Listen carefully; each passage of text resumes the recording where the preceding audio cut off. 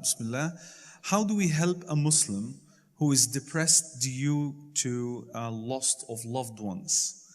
He does not want to turn to Allah subhanahu wa ta'ala and also shuts off the people who advise him or something like that. Assalamu alaikum wa rahmatullah. Assalamu alaikum.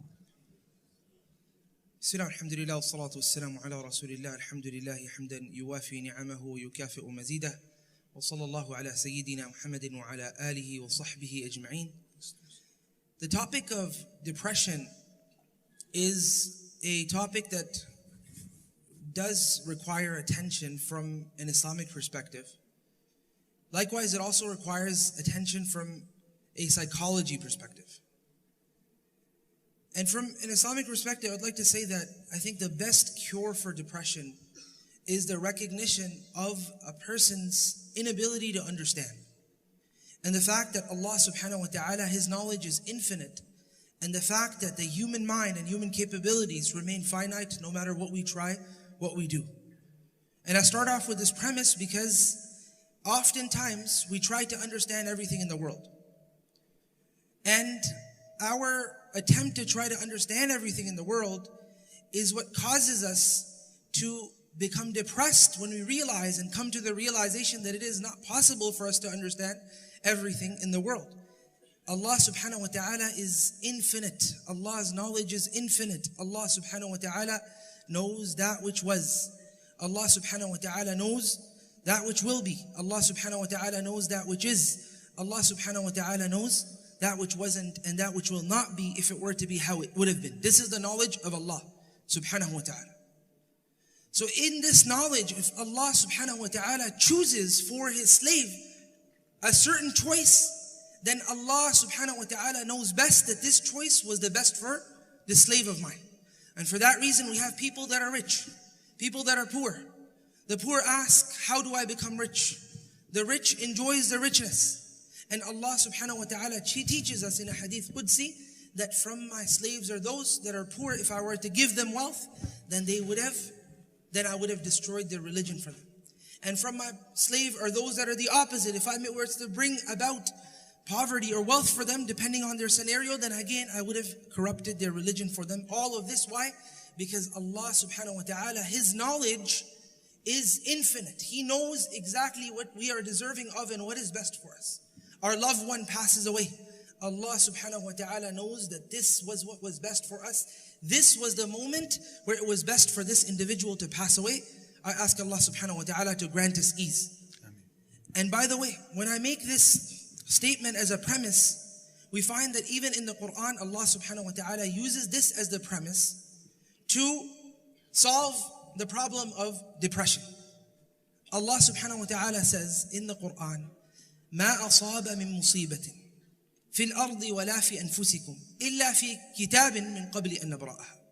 That there is nothing, no harm, no difficulty, no calamity that occurs within your life or within yourselves, in the earth or in yourselves, except that it has been written down in a book before we had even created this problem or calamity and so on and so forth. Allah subhanahu wa ta'ala continues. He tells us that the reason why I'm telling you this is what?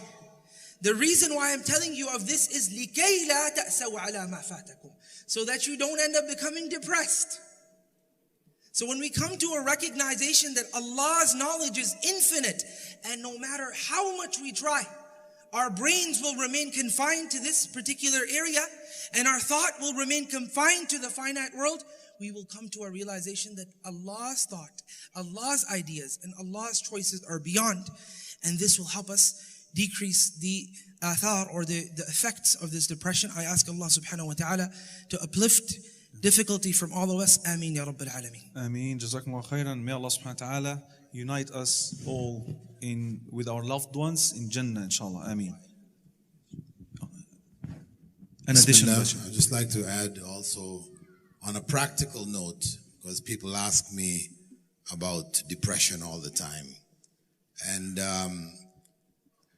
I see two main points that people who are depressed seem to all share. One is a sense of a loss of control of one's life, like you're spinning out of, your life is out of control. You can't stop things from happening. Things are just happening. You're at a loss. And on the other hand, people tend to look at everything around them as bad. There's no good. When you're depressed, no matter what anybody does, there's this negative look. It's always bad. You can't find any good around you. So based on those two principles, I suggest to people, one, voluntary fast. Your voluntary fast, Monday, Thursdays, 3 days of the full moon.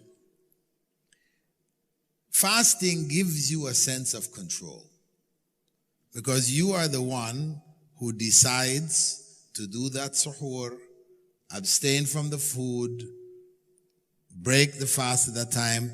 It helps to give you a sense of control back in your life. That was one suggestion. The other, in terms of everything being bad, sujood ash-shukr.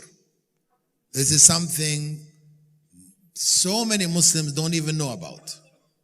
Sujood ash-shukr. That Prophet Muhammad ﷺ, whenever something good happened, he would drop down on his face in prostration.